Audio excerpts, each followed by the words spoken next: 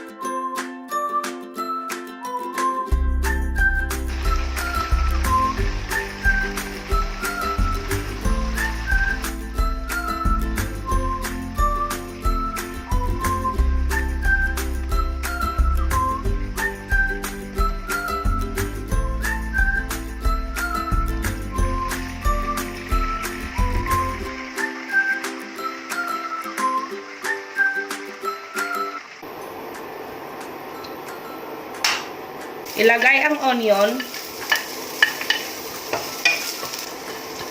Ilagay ang garlic. Ilagay ang ginger.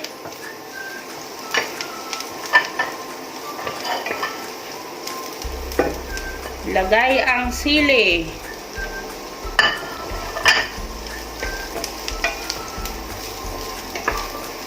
Maglagay ng oyster sauce.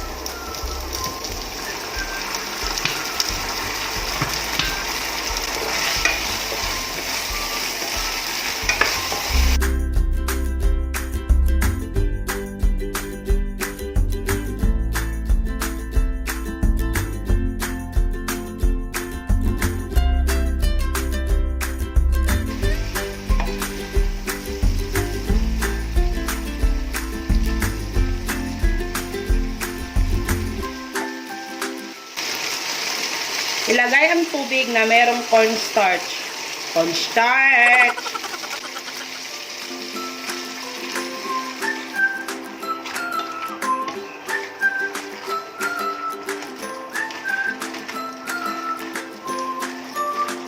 Maglagay ng ground black pepper.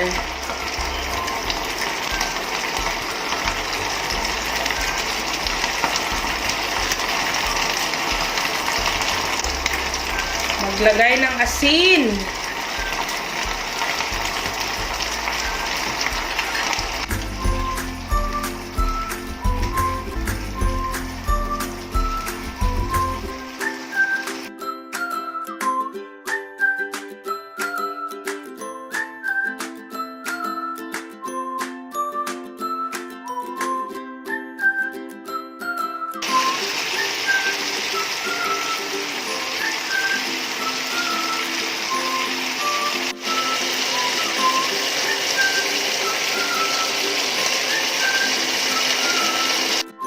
Let's eat! Happy eating!